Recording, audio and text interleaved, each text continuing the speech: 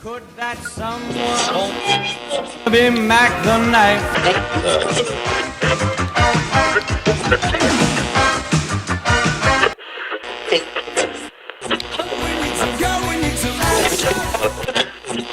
It's Mac tonight. Come on, make it Mac tonight.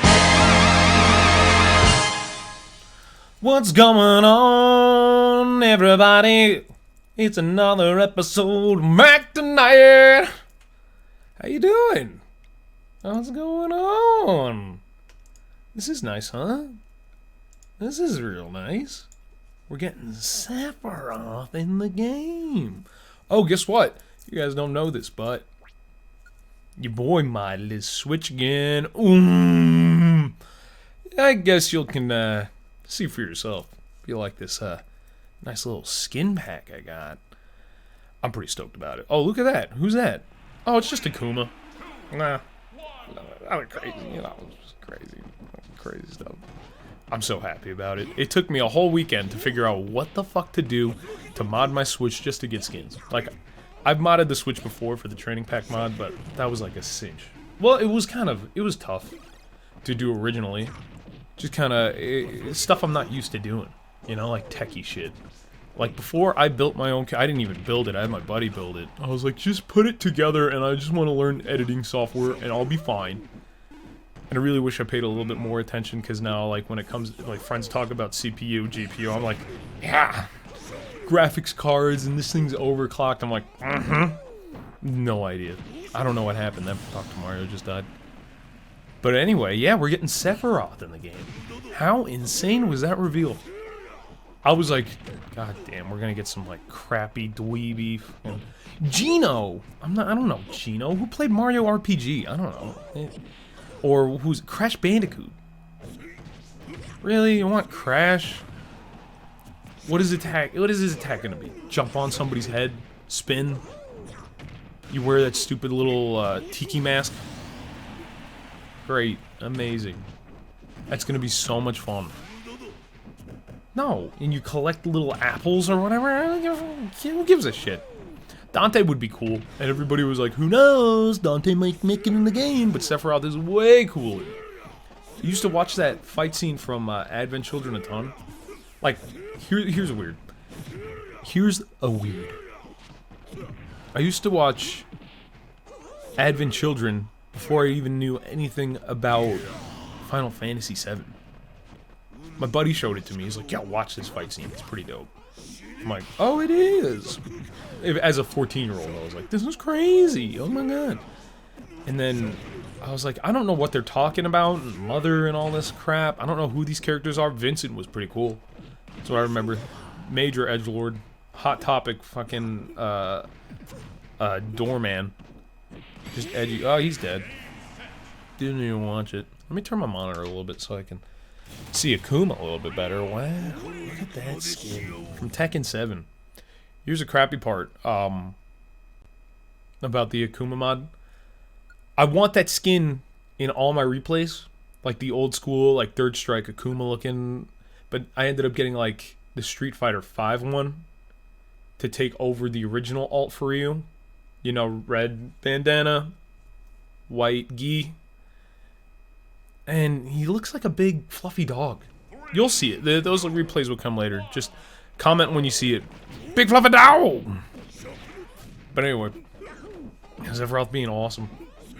Those fight scenes were sick. A little too unrealistic and not so amazing, you know. The Advent Children fight scene. And then the Crisis Core fight scene between Genesis and Angeal and Sephiroth. I thought that was pretty wicked. As a teenager, you think that stuff is, like, so cool. And then you grow up and you're like, oh, there's way better fight scenes out there. There was one I used to watch at, like, the age of, like, 18. This was a very good Mario. And it was called Dead Fantasy.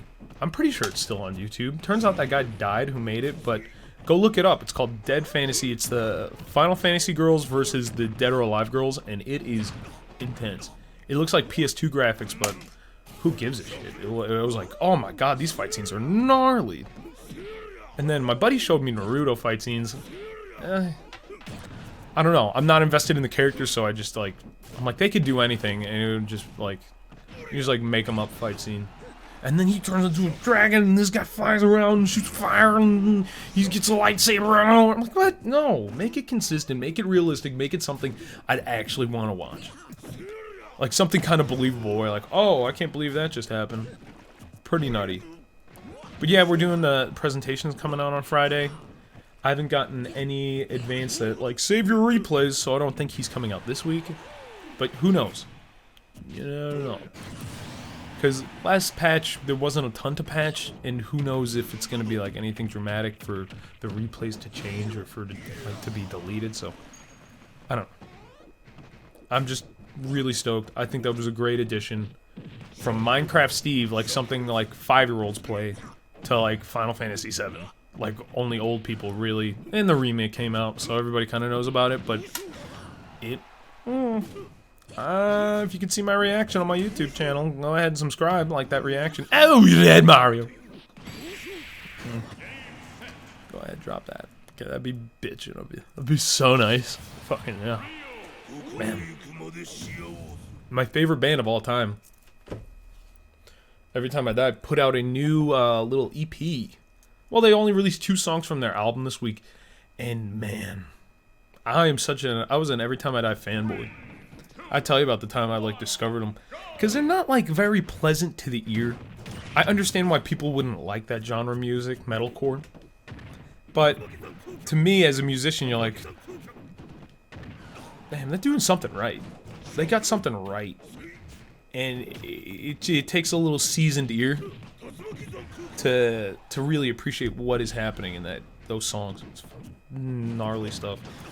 The lead singer was a college professor at one point in literature, so his lyrics are very poetic and cryptic and deep.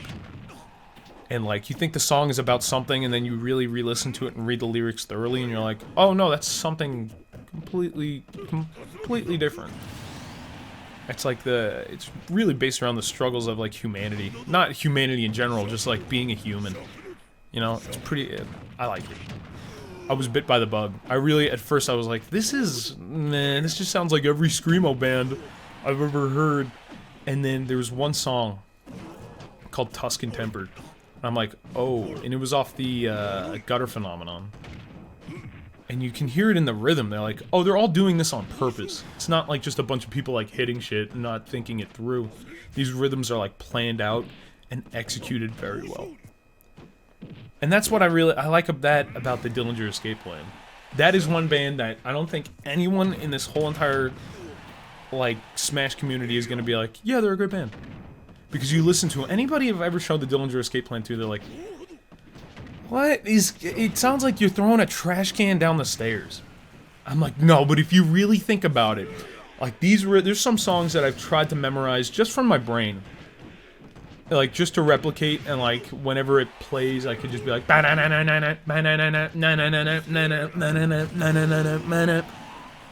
there's some songs to this day that I've been listening to for like 3 years, and I'm like, I don't understand how anybody can memorize this, let alone as a band, 4 different people play this in synchronization. Like, it's intense, man. And just that aspect alone, you're like, oh my god, fuck. Because they also shed light in different songs where you can see that they're actually talented musicians. I hated this Mii Brawler. This Mii Brawler can suck my wiener. Fuck you, your goddamn emoji face. I hate that forward smash from Mii Gunners that just lasts for like 10 minutes, and God forbid you jumped in and kind of missed. You're like, I think you're gonna get the Brawl. No, you already had the Brawler. Is this one gonna be the Gunner? I'm not sure, I've just been ranting about music. But yeah, go check Every Time I Die out. Yeah, here's the Gunner. Fuck this, dude. I hated this. Isn't that a Akuma skin, bitch? Pretty sweet. I have a close connection with Every Time I Die because I was such a fanboy. I'm gonna tell you a little story about my past. When I was on Instagram, I used to just post art all the time. That's what I thought I was gonna do, become a tattoo apprentice. I was like, or just become a tattoo artist. And I ended up getting an apprenticeship. But that's later, that's a different story. So I'm making tattoo-based art, like Flash, kind of like big Flash things. And out of nowhere, I was following like the lead guitarist, just whatever commenting. I saw like their videos on YouTube. They had like a Shit Happens series where they like just kind of documented them being on the road after one album. Whatever, I'll spare you the details. And one of the guitarists just like posts something, like a missing tooth. And I was like, I made some reference to the YouTube series, and I just like closed my phone, go about my day.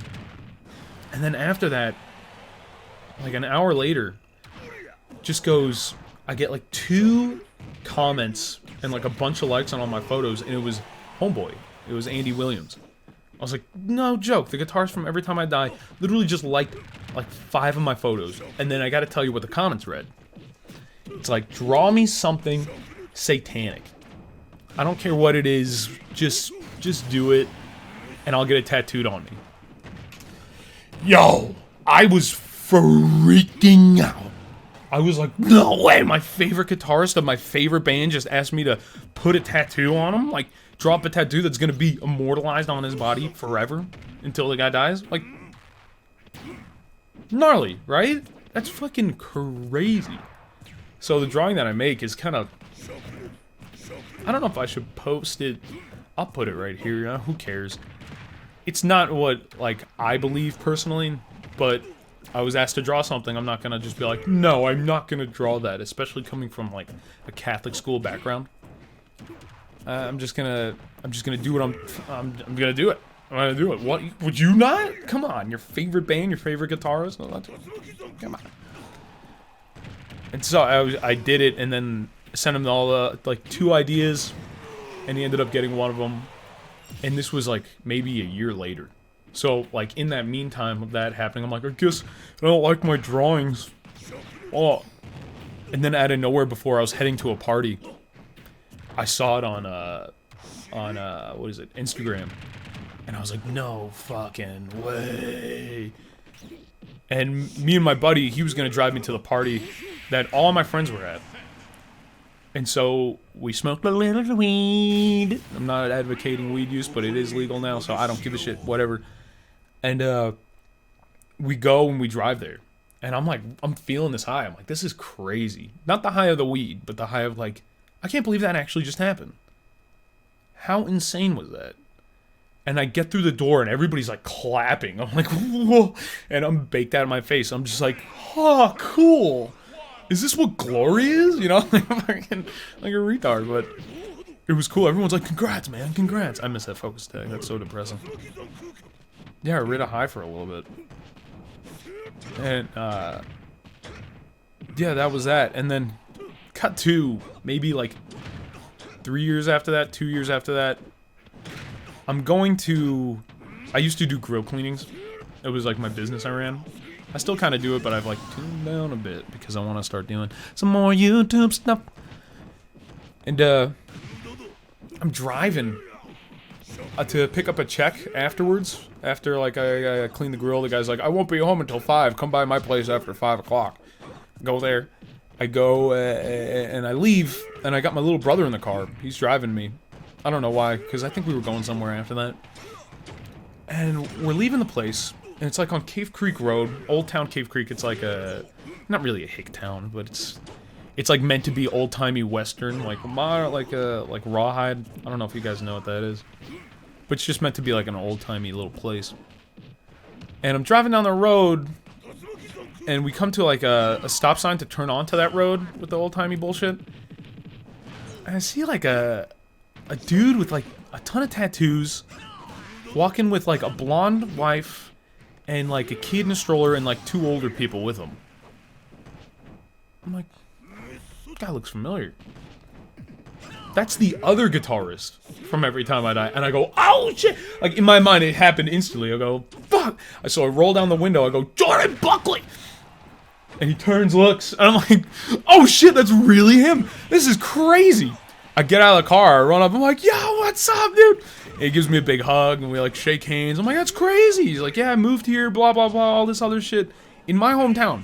So, I don't know what the fuck is happening at this point, but, like, I feel like I manifested that band to gravitate to my life. You know, is that weird? Like, my love and appreciation for that band and all that they've done for me, like, musically, inspirationally, the way I look at things, how I, like, whatever the fuck it may be. It just started to, like, converge on itself. Does that make sense? Like, when you drop, like, you remember somebody explaining the fabric of space-time, time, and how they drop, like, a marble on, like, a sheet that everybody's holding out?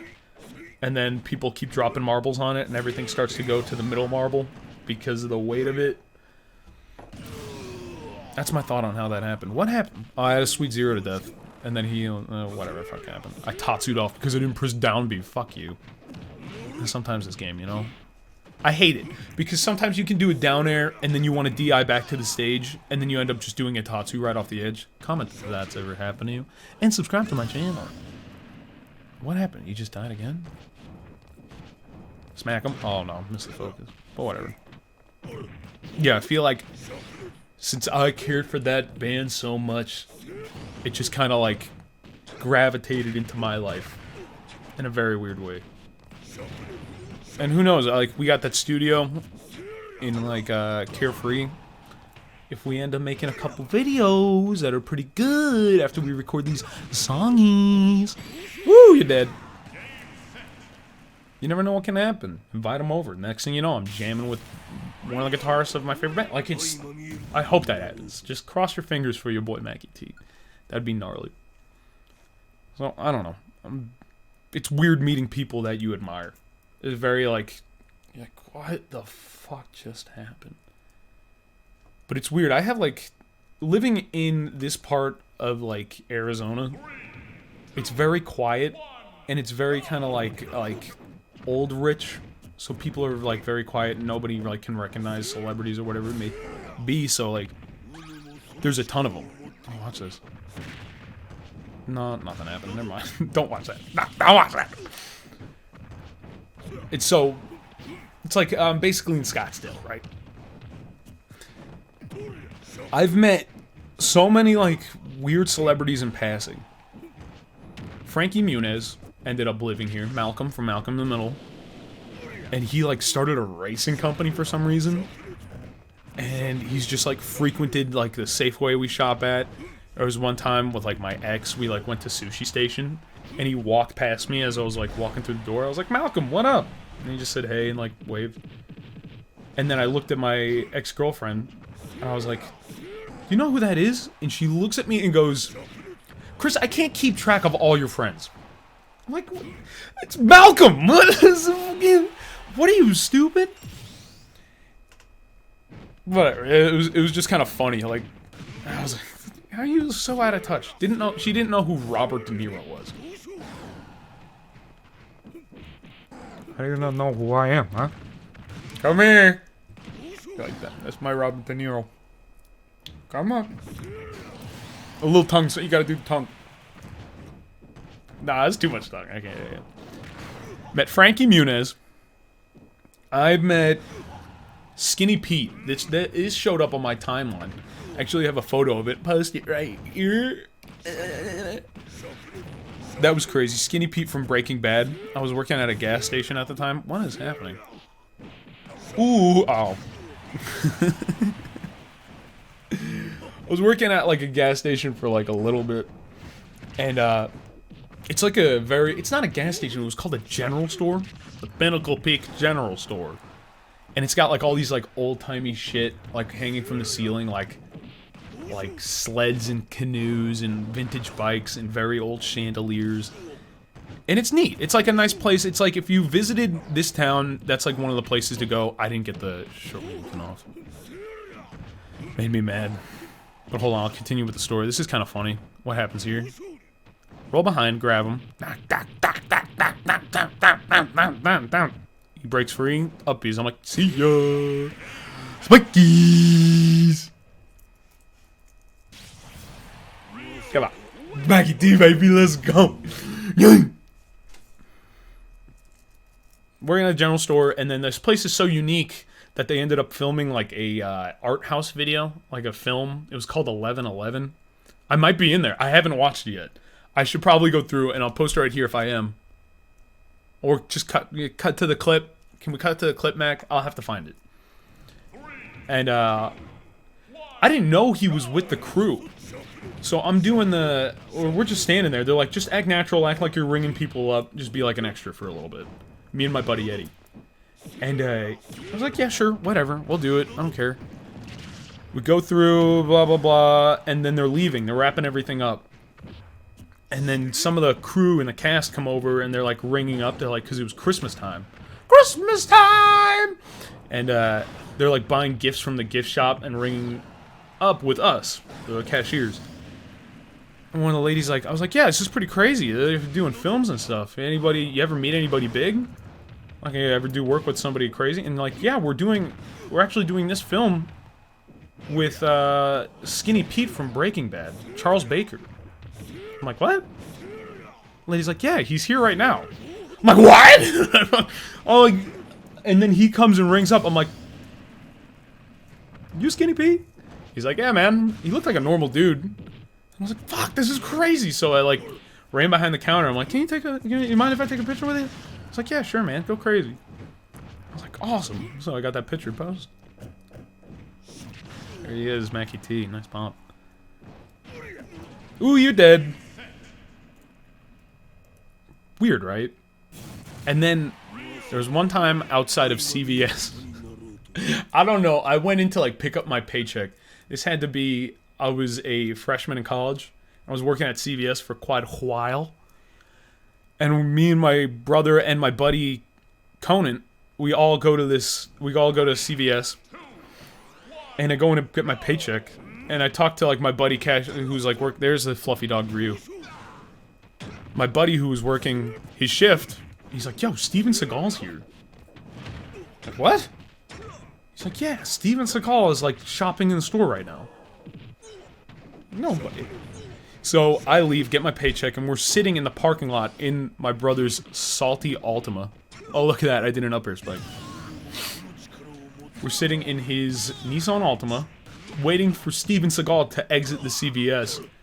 So, he does, and we're all sitting there, and then we see him, and everyone's like, I don't know, I'm not gonna do it. I'm not gonna ask him for an autograph. I'm not gonna do anything. I'm like, you guys are pussies, let's go.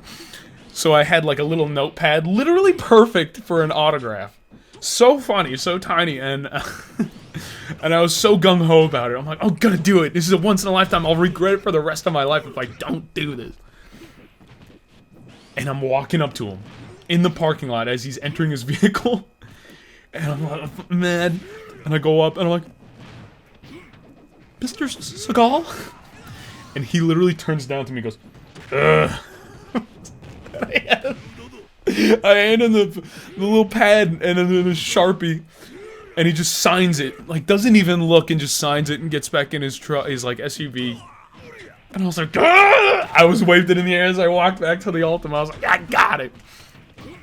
I posted it on Facebook. I had the status update, and everyone's like, photos or it didn't happen. And we lost that pad. My brother left it in his glove box when he sold the Ultima. It happened. It happened. He lives in Arizona. Everybody knew that. He was like a sheriff out here. Very odd. And then there was one time I was still working for that CVS. Now this, I don't know what happened this day. But I was working. Guy walks in, skinny guy, gray hair, turtleneck, black turtleneck. Okay, walks in, goes, shops for like a little bit, comes up to the register, and I'm ringing him up. Condoms. He's buying condoms. What? And then he gives me the card. The first name was different.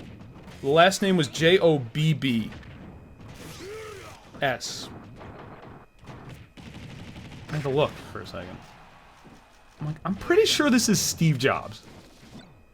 And so I don't make anything of it. I just like ring him up. Here's your condom, sir. And he leaves. I walk outside just to kind of get a glimpse of what he's driving, because that could tell you a lot.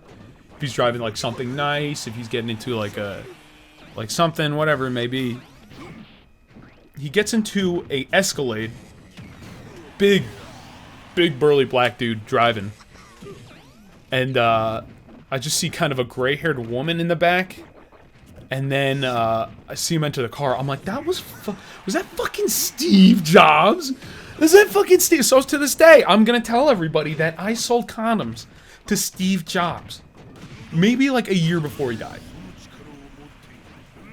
Believe it if you want. I don't know. Believe it if you want. Then there was one time at that same CVS. It's on Ashler Hills and Scottsdale Road. Scottsdale. Verified. I don't know how this happened. This was around Christmas time again. Some guy comes in. He's like really frantic. And you know how they have those big like chocolate...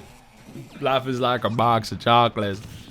Like a big, huge... It was like gimmicky. It was like way too big. It was probably like 4 foot by 4 foot. Like a small child could like fit in this box of Whitman samplers. And he brings 3 of them up to the register. And he's like, hey man, do you have any more of these in the back? I gotta find one that doesn't have hole in the saran wrap. I'm like, why? And then, I don't even think I asked why. I think he just told me. He's like, because I'm Lindsay Lohan's boyfriend, and she's at the Betty Ford clinic, and there can't be signs of tampering with this product, or else they won't let it in because they'll think it's contraband. I'm like, okay, sir, what the fuck are you talking about? And then he shows me a photo of him with her. I was like, I guess I believe you. Maybe you're just a super fan, like dropping something off. Like, why would you be so, like, gung-ho to tell me that? Like, it defines you, you know? I don't think anybody, if they were really in a relationship. But it was just me and him in the store, and it was kind of late, so I was like, yeah, sure, I'll help you find one. Ended up taking one, and I never saw the guy again. Could have been him. Could have been him. I don't know. And then there was, my dad's an auto mechanic, and my little brother had a 73 Camaro. It was pretty bitchin'. Ended up getting it painted, sold it, and got, like, another Camaro. But the guy that he sold it to was Patrick Peterson of the Cardinals. It was crazy. Oh, that was pretty nutty. And I think that's, like, the end of my celebrity stories. I saw Alice Cooper one time, but I didn't say anything. I just, like, kind of saw him walking. Yeah, he's just like some old dude. He was like the original Marilyn Manson. And that was it. And then Rashida Jones. I met Rashida Jones one time. She came into that... It's that CVS. I swear to God, it's a hotspot because it's so quiet. Ooh, you dead. She came in, and I was like, you kind of look like the girl from The Office. And she's like, that's because I am. I was like, no way, what? Could have been lying to me. I don't know. But I'm still gonna say it. I'm a celebrity magnet. Celebrity lammy. So I'm gonna be on the tabloids and shit like that. It's fucking stupid. Oh my god. Talking about working back at like I worked at Walgreens and CVS. I worked at CVS first, then worked at Walgreens, and this was all like 2014 when I worked at Walgreens. I got transferred to a store. You're dead. I got transferred to a store, a different location for like a couple months because they needed help. And man, those coworkers were like so like not sad. They weren't like sad people, but their life was just like very depressing. You know? Like it was just kind of like this guy is like maybe in his late 40s, bald head, hairy donut in the back, you know, that like that's like it's got some length to it. And he was there, and I recently to make Akuma work, I had to get a bigger SD card. So I haven't been in that store in like quite a while. And I see that guy still working the back counter. I'm like, man, dude. You're just like stuck here? This is the rest of your life? Is this really it? Like, you were given like one chance in this world, this universe, and like you're given this finite amount of time, and this is what you made of it? You never like took the risk or like went out and did anything besides just become like a register guy. Like, it's so depressing to like think that's like how it ends for him. You know? Just up, work, home, TV, bed. Up, work, home, TV, bed. Rinse, repeat, die. You know? Like, that terrifies me. But it also, like, motivates me like crazy. Like, you're given one shot at this thing. It's up to you, like, what you do with it. What kind of path you want to carve out for yourself. What you want to do with your time and, like, how you work and the attitude, like what like the passions you put behind, like what do you live for? What do you want to do? What do you want to become? How do you see yourself in the future? And to think that it stopped right at that point for that guy is enough motivation for me to be like, you're my example of everything I don't want to become. Someone stuck. Someone like parked in a rut for whatever circumstance it may be. Like, maybe like, oh, there's financial security, but you're never gonna, like, experience travel. I don't think the guy's married because it doesn't look like he takes good care of himself.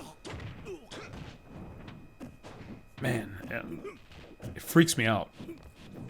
Like, I'll go into my work and be like old places that I've worked, I'll go into them and be like, my God, I spent so many weekends walking around this tiny vicinity, doing things for people who don't even acknowledge me as a person, but more as a number for them. Like, I'm just a statistic to get work done for their corporation so they can make money and not have to worry about doing any more work. Like, they achieved their American dream. Those people up top that hired you, whatever. But they want to keep you in this, like, tiny little position. They don't care about you. Right? You're just a number. More than a person. And that's just what's gonna happen with corporations and everything like that. I can rant and rave, but like, just to be treated like that, you kind of start to believe it, right? If you believe that you will lose, you're probably going to lose. If you believe that you can win, you'll strive hard to win because you know that you're capable of it. Your mindset kind of dictates what becomes of you. He who says he can and he who says he can't are both usually right. You miss 100% of the shots you don't take. Wayne Gretzky, Michael Scott. I almost said Michael Scott. That's true. It's just deafening and terrifying.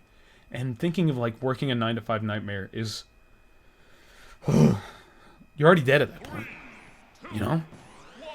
So subscribe to my channel and make sure that doesn't happen to me, because my future depends on you guys as well. And I love the support you give me on a daily basis. I love everything that's become of just like having a passion for some video game that I played for like 6 years and haven't even gone like super pro or like competed like heavily or made it to like any sort of like PR ranking.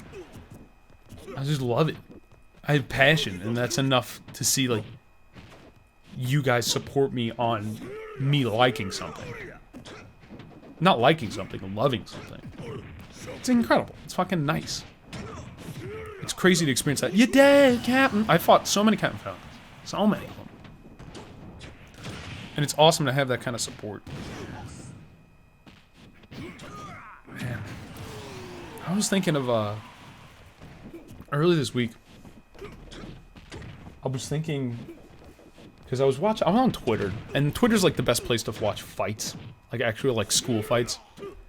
You have to be in a mood to watch some fights, because sometimes if you're not expecting it, you can just be like, oh yeah, this is violent. But there's some days where I'm just gonna watch people beat each other up for the sake of it, and like how they deal with fear, and how they deal with like aggression or whatever it may be. It's like kind of neat just to like, you learn something when watching fights.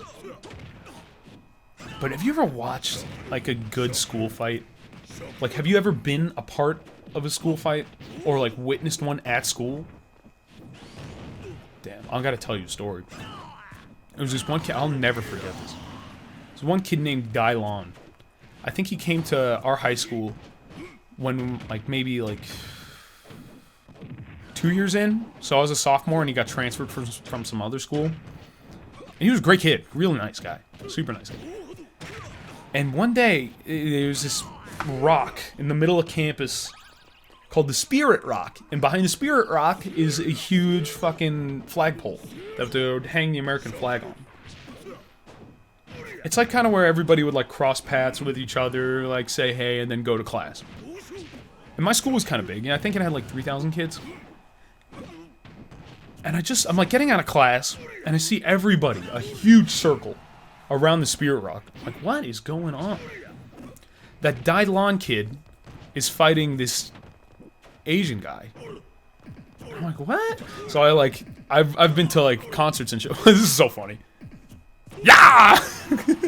I could have died. I love it. Kill him. Kill him. What is that? Dead. So everybody's gathered around the Spirit Rock in the middle of campus.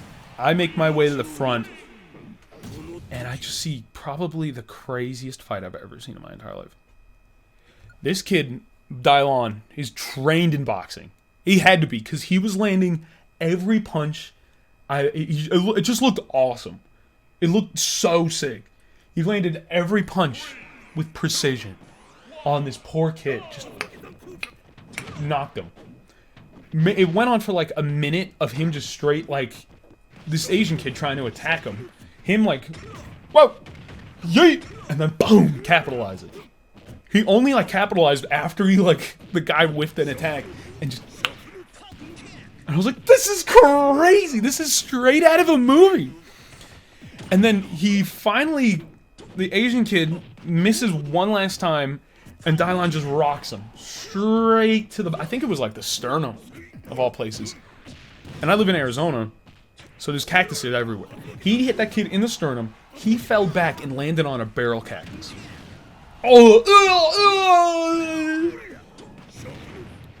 I was like, oh my god. And nobody's coming to stop this. I don't know why. Nobody's coming to stop this. This Asian kid gets up, takes his watch off, puts it around his hand, as Dailon's walking away like a badass. And then everyone's like, look out, you know, like, just shouting and shit. And he turns around and just gives him one last good one right to the fucking dump. This is the craziest thing I've ever seen. It was so gnarly. I loved it. I was like, that was it. He got sued. He got sued pretty heavy. Dailon, like, yeah, it was bad. But it was cool to watch. I was like, man, I'm gonna be that guy's friend. Right? Like, I'm not gonna fuck with that dude. Just kind of like keep him around. You're my buddy now. It was intense. And then I hated watching girl fights. I don't know why people like were like, yeah, rip her top off, dude. Fucking show us a tit. You know? It's never like hot. It's never like an attractive thing to watch two chicks roll around and get like bloody and muddy on the ground. But it happens, and it's always like, there's just like a lot of hair pulling. That kind of sucks. There's like hair pulling and then like slapping, like open hand, like slapping. You know, like just get them off. This is not great to watch. There was one other fight at school. Ooh, shield break. I don't know what happens here. Bam. Okay, that was decent. Another fight I watched where these two brothers, two huge dudes from like the football team, got into a fight with this one shorter kid. So it was like two Goliaths versus one David. He beats up this small kid. I don't know. I got at the tail end of it. This small kid like starts fighting this guy. He's like punching up, and he's working him. He's working the big guy. The big guy eventually is like, oh, stop, dude. And then the other brother comes over. He, like, saw that the fight was going down. He's like, oh, don't you... He literally said this. Don't you hurt my brother. Walked over to this small kid. This small kid, like, just pieces him up, and then they get pulled apart. This small dude took on two huge fucking monsters. And I'll never forget that, being like, oh, crazy beats big every single time. But patient beats crazy. Dodging shit, you know? Comment, subscribe if you've seen any school fights that were like, oh my god, this is crazy. I've been in a couple of them. I've been in like party fights though. It's kind of douchey to talk about the fights you've been in. But my first one happened when I was very young. Some kid kept taking my hat. I had like a yellow hat in 6th grade. This kid just kept taking it. I'm like, fucking stop it. And then one day he finally took it. And I cornered him by a fence. I'm like, give it the fuck back. He's like, kind of taller than me. Oh, another shield break? He's dead. He's definitely dead. Not the kid, Ken. But he like took my hat and was like, ugh, and I literally just right to the face. And he goes, oh, what the fuck? And then he takes his palm and he palms my head out the way and then he runs. And then after that, everyone knew my name. They called me Hey Kid Move. That's what I was referred to as a long time. Mackie T or Hey Kid Move. Oh, look at that! That was sick. And another one's happened at parties where I was like kind of drunk, but we're not gonna talk about those. They were funny, but they're like drunk fights. Like what kind of what's honorable about you wailing on some fucking drunk kid?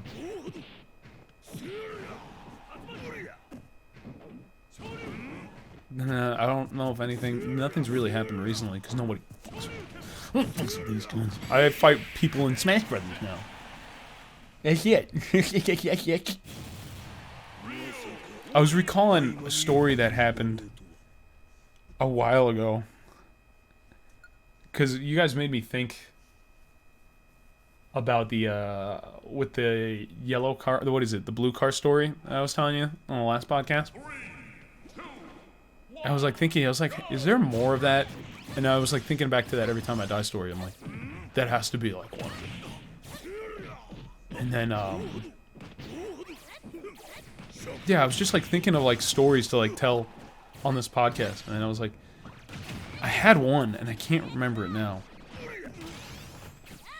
God, it's gonna kill me.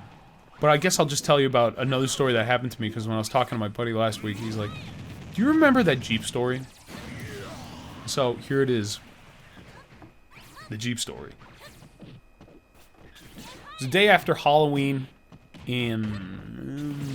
it had to be 2012. Because Coney 2012 was going on. I'm coming home from Scottsdale Community College, where I got my degree.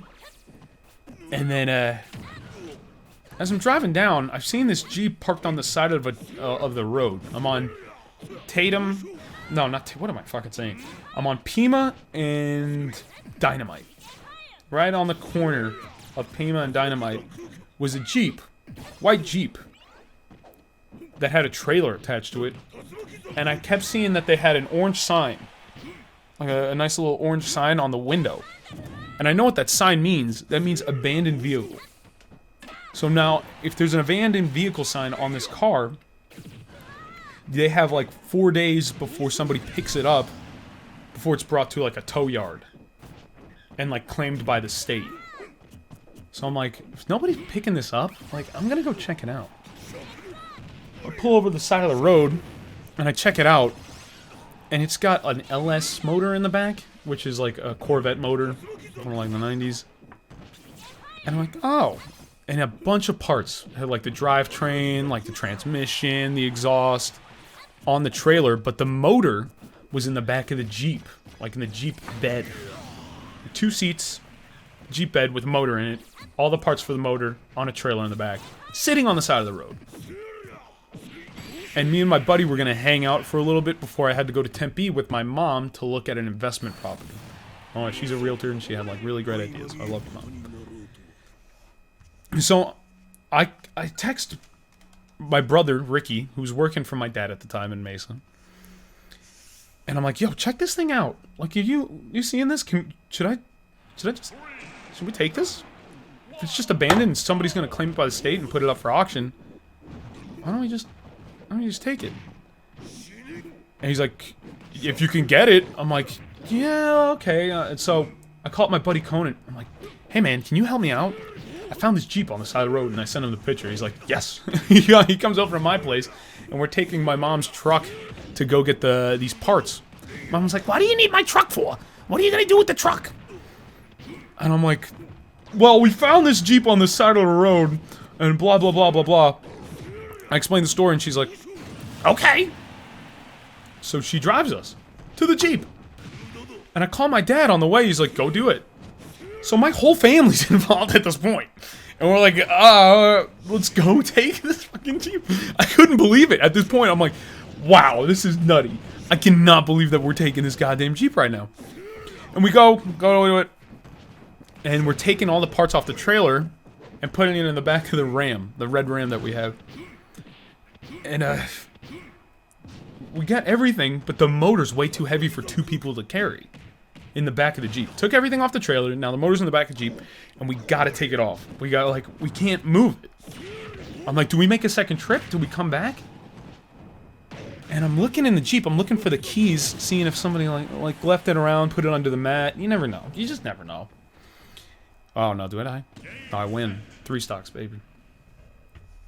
Looking for the keys, and I remember something from my first car that I ever drove. It was a lifted Ford Excursion. That sometimes, if I went up to the key, you know, like where a key goes in and there's like a little shroud that goes around it? Sometimes I could turn on the car without the key by just turning the shroud of it. And it would just like, it would just start up and I'd be like, what? Anybody can steal my goddamn truck. What is the point of having a key? So that recalls in my mind for some reason. And I see the shroud on the Jeep where the key is supposed to go.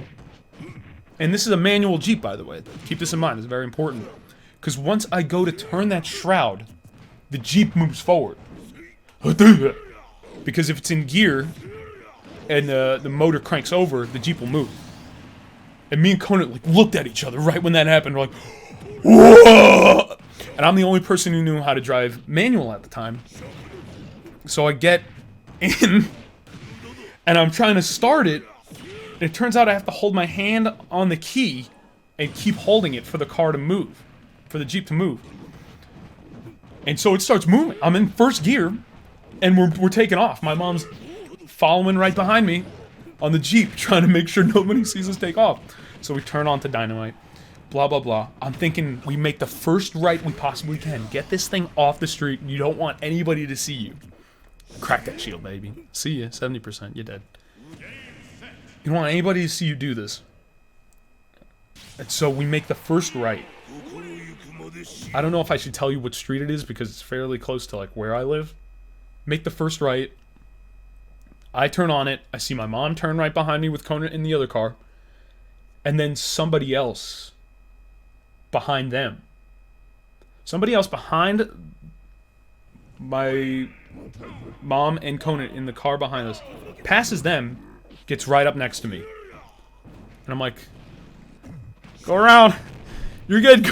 Go around. A lady gets right next to me. Blows down the window. She yells, "That's my Jeep!" The first thing I say, I go, "No, it's not." I audibly said it, like calm as a, just, no, it's not. I couldn't fucking believe it. She gets out of the car and she's full-blown pregnant. I was like, God, this is really her fucking Jeep. So me, my mom, and Conan are all standing on the side of the road. Police show up. They interrogate us. And my mom's just cooking up a story. She's cooking a good one up. She's like, we talked to the city of Scottsdale. They said we can take it. Officer Thomas. Talk to Officer Thomas. He gave us the okay. And the guy's like, I don't think we have an Officer Thomas in the precinct. Let me go check. And as he's going to check, my mom turns to me and goes, you're probably going to go to jail. I'm like, what? I'm like, really? What? And so, like 10 minutes, 20 minutes goes by. Then the husband of the lady who stopped me shows up. they start talking to the officer. And I'm like, alright, here we go. Going to jail. Officer comes over to us and literally goes, they're not going to press charges, just put everything back in the trailer of the Jeep. And you guys should be fine. I'm like, oh, thank you. I'm sorry, we didn't know. We saw it was abandoned. Oh, we'll never do it. I'm sorry, whatever. And I just had the most joy in my face ever. Just possibly, just like, oh my god, this is great. I can't believe it. We were so close to getting it. And now we're not even gonna, like, my dad was in on it, so he couldn't be mad at me. My mom was in on it, couldn't be mad at me. So we put everything back in the Jeep. And then we leave. And we get ice cream immediately. I'll never forget it. I had a Dove bar, because we went to AJ's Fine Foods. And I got myself a Dove bar. And we were just all so reluctant. That fate just wounded that way. Don't know why. I could have had a misdemeanor. I could have had 0 future jobs to my name, you know, if I wanted to work for something. I couldn't do it. Insane, right? Just fucking nutty. That makes me like don't get in trouble, and you just get away with everything. On that note, I'm gonna end it. Hope you enjoyed my stupid stories of celebrities and metal and Sephiroth. If you like the podcast, go ahead, subscribe, like, find me on Twitter for funny posts and tech. It's your boy Mackie T. Take it easy. I'm